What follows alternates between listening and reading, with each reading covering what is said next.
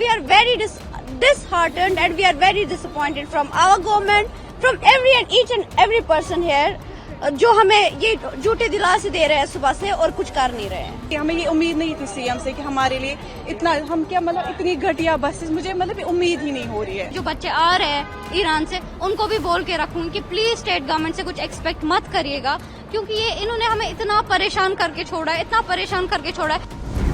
Luxury bus की demand, सरकार से नाराजगी। ईरान से लौटे छात्र शर्म करो। छात्रों का वीडियो देख गुस्सा आएगा। 3 दिन पहले ईरान से लौटी छात्राएं दिल्ली से कश्मीर के लिए स्टेट ट्रांसपोर्ट की बस वाली सुविधा से बेहद नाराज रहीं। उनका कहना था अच्छी बस की व्यवस्था क्यों नहीं की गई। जम्मू के मुख्यमंत्री उमर अब्दुल्ला और देश की सरकार के प्रति उनकी कड़ी नाराजगी नजर आई। जरा ये वीडियो देखिए। हमारे सीएम साहब ने ट्वीट भी किया कि हमने ये सब कोऑर्डिनेट करके अपने बच्चों के लिए डिलक्स बसेस भेजी है। 10:30 हो रहे हैं, हमें कोई बसेस रिसीव नहीं हुई है, कोई भी बस नहीं आई है, कुछ नहीं, कोई चीज नहीं। हम सुबह से भूखे हैं यहाँ पे। 3:30 हम लैंड हुए हैं, अभी 10:30 हो गए और ये कोई रिस्पॉन्सिबिलिटी नहीं ले रहे हैं। ये JNK हाउस से है। हमने इनको सुबह भी बोला, we are very disheartened and we are very disappointed from our government, from every and each and every person here, जो हमें ये झूठे दिलासे दे रहे हैं सुबह से और कुछ कर नहीं रहे हैं। हमने बसेस देखे यहाँ पे, वो बहुत ही उनमें बैठा नहीं जाएगा, वो बहुत ही ज्यादा बहुत ही गंदी थी, बहुत ही अनहाइजीनिक थी। तो बहुत ही इसमें ये था, तो हम सुबह लिटरली हम 3 बजे हम यहाँ आए हैं, नहीं 4 बजे हम लोग आए हैं यहाँ दिल्ली से, और तब से हम बिल्कुल वेट कर रहे हैं। मतलब हम इतना ज्यादा थक चुके हैं, हम 4 दिन से हम बस सफर ही कर रहे हैं और हम बहुत ही ज्यादा डिसअपॉइंटेड है। हमें ये उम्मीद नहीं थी सीएम से कि हमारे लिए इतना हम क्या मतलब इतनी घटिया बसेस, मुझे मतलब उम्मीद ही नहीं हो रही है।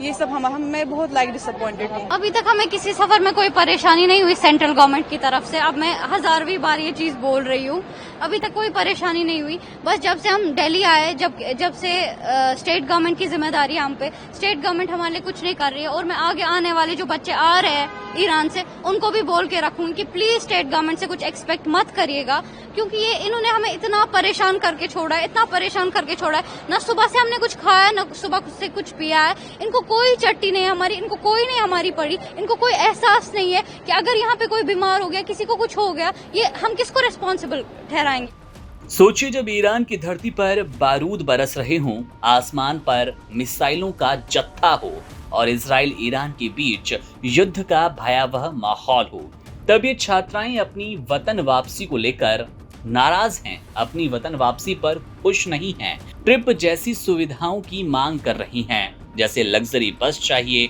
होटल की सुविधा चाहिए। क्या ईरान में उन्हें आरामदेह सफर की उम्मीद थी? बिल्कुल नहीं। वहां जीवन और मौत के बीच जंग जारी है और ऐसे में सुरक्षित वापसी एक बड़ी सफलता है। लेकिन ये छात्राएं ईरान की तारीफ कर रही है, उनकी हॉस्पिटैलिटी को इंडियन हॉस्पिटैलिटी से बेहतर बता रही हैं, जबकि अपनी ही सरकार को लगातार कोसती भी नजर आ रही हैं। उस सरकार को, उस देश को जिसने इन्हें मुश्किल हालात से निकालकर वापस वतन लौटाया। क्या उन्हें ये समझना नहीं चाहिए कि सरकार ने उनके लिए जो कुछ किया वो एक बड़ा तोहफा था, न कि किसी कुर्सी की सॉफ्टनेस पर और बस की व्यवस्था पर सवाल उठाने का एक मौका। शर्म की बात तो ये है, जब देश विदेश में संघर्ष हो रहा हो तब ऐसी छोटी छोटी असुविधाओं को लेकर गुस्सा जताना कहां तक सही है। अगर सच में देश की फिक्र होती तो इन छात्राओं को चाहिए था कि वे अपनी जान बचाने के लिए शुक्रगुजार हों, न कि ट्रिप जैसी फैसिलिटी मांगे। जीवन की कीमत से बड़ी कोई चीज नहीं होती।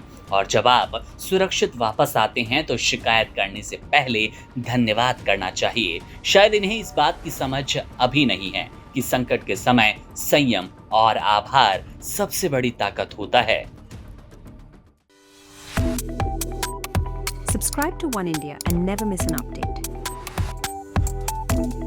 Download the One India app now.